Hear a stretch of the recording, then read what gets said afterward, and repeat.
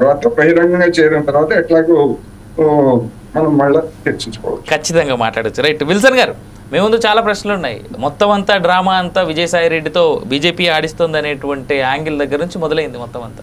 మీ party చెప్పేటువంటి మాటలేంది? ఎందుకంటే దీని తర్వాత మీరు చెప్పే సమాధానాన్ని బట్టి నా దగ్గర ఇంకొక ఇంట్రెస్టింగ్ క్వశ్చన్ ఉంది. గుడ్ ఈవినింగ్ అండి. మీకు ప్యానల్లో ఉన్న మిత్రులు పెద్దలందరూ కూడా నమస్కారం. అంటే విజయసాయి రెడ్డి అనబడే వ్యక్తి ఈజ్ నాట్ ఎ పొలిటీషియన్. అతను ఒక చార్టెడ్ అకౌంటెంట్. అతను వైఎస్ ఫ్యామిలీకి, అందులోనూ జగన్మోహన్ రెడ్డి గారికి ఒక నమ్మిన బంటు. కాబట్టి అతను ఒక లాయల్గా జగన్మోహన్ రెడ్డి గారికి పనిచేశాడు, లేకపోతే వైసీపీ పార్టీ కోసం పనిచేశాడు. జగన్మోహన్ రెడ్డి గారికి ఆయనకి ఎందుకు చెడింది, లేదా బయటకు వచ్చి ఉండొచ్చు. కాబట్టి విజయసాయి రెడ్డి గారు ఒక నేరస్తుడు, జగన్మోహన్ రెడ్డి గారు ఒక నేరస్తుడు. ఇద్దరు నేరస్తుల గురించి చర్చ పెట్టుకునే పరిస్థితిలోకి మనం మీడియా వచ్చిందంటే ఇది ఒక విషాదం. ఎందుకంటే వాళ్ళ మీద కేసులు ఏమి తేళ్ళ, వాళ్ళు ఖచ్చితంగా జైల్లో నుండి వచ్చారు, వాళ్ళ మీద ఆరోపణలు ఉన్నాయి. ఒకవేళ ఆరోపణలలో వాళ్ళు కడిగిన ముత్యంలాగా బయటకు వస్తే ఆ రోజు ఆలోచించవచ్చు ఏ రాజకీయ పార్టీ అయినా. అదే సమయంలో ఈ రోజు ఆ బుర్ర తీసుకొచ్చి పులుకోవడానికి భారతీయ జనతా పార్టీ సిద్ధంగా ఉండదు. అంటే విల్సన్ గారు, సబ్జెక్టు కరెక్షన్ ఒక్క మాట చెప్తాను నేను, సారీ మిమ్మల్ని మధ్యలో ఆపినందుకు. వాళ్ళు జైల్లో కేవలం నేరస్తులుగా ఆమోదింపబడి, అంటే వాళ్ళు ఇంకా ప్రూవ్ అవ్వలేదు కోర్టులో కేసులు ఏవి కూడా, వాళ్ళు కేవలం వాళ్ళ మీద మోపబడ్డాయి, వాళ్ళ మీద కేసులు మోపబడ్డాయి. అప్పటి వరకు వాళ్ళు కేవలం చూడు మిత్రమా, మోపబడ్డాయో నిజంగా వాళ్ళు క్రైమ్ చేశారు లేదా రాష్ట్రాల ప్రజలందరూ తెలుసు.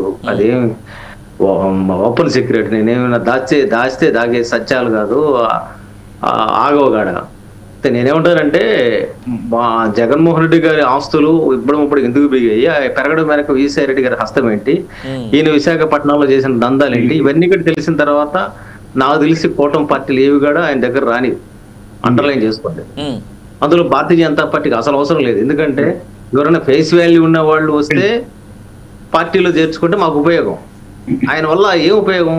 ఆయన ఆల్రెడీ ఆ పార్టీలో ఇంకా చెల్లకుండా బయటకు వచ్చాడు కదా, కాబట్టి మాకేం ఉపయోగం లేదు.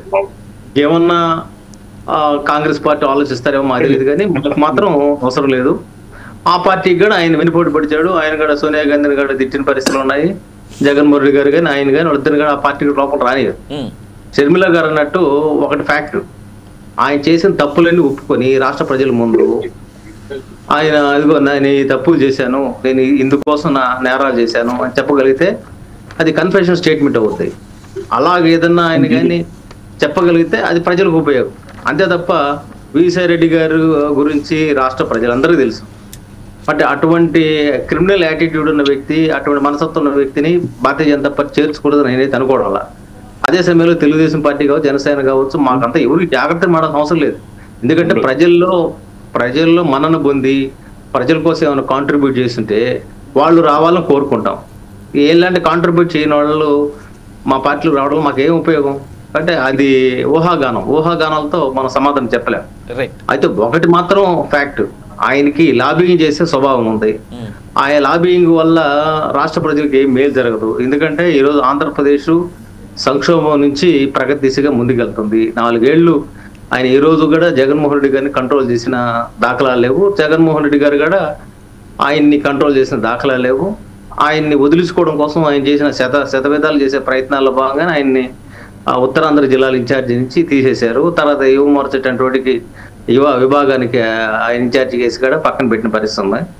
కాబట్టి ఒక రకంగా చెప్పాలంటే ఆయన బాధితుడు.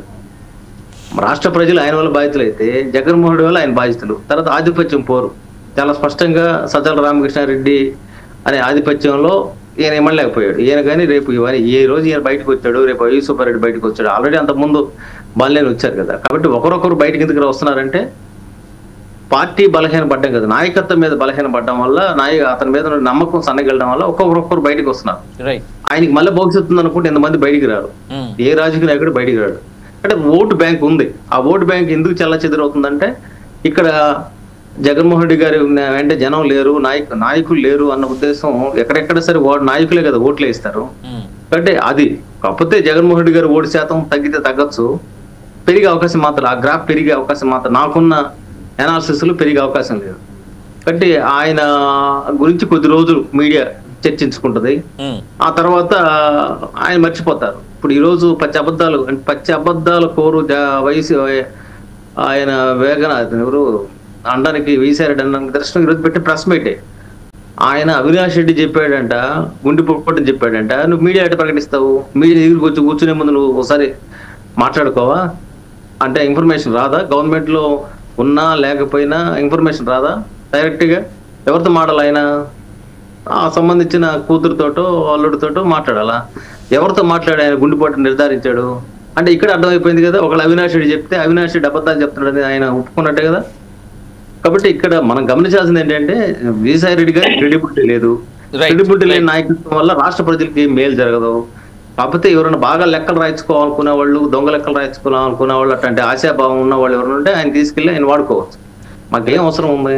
కాబట్టి మేము ఆయన్ని నాకు తెలిసిన అవగాహన మేరకు ఆయన భారతీయ జనతా పార్టీ ఆయన అవసరం లేదని మేము అనుకుంటున్నాం. రైట్ విల్సన్ గారు, నేను మీ దగ్గరికి వస్తా. నేను మళ్ళీ శశి గారి దగ్గరికి వస్తా ఉన్నా. శశి గారు చాలా పాయింట్స్ నోట్ చేస్తా ఉన్నారు. వైఎస్ఆర్ కాంగ్రెస్ పార్టీ ప్రతినిధి కూడా ఉన్నారు. కానీ లక్ష్మణ్ గారి ఇంటర్నెట్ ఇష్యూ ఉన్నట్టుంది నాకు తెలిసి.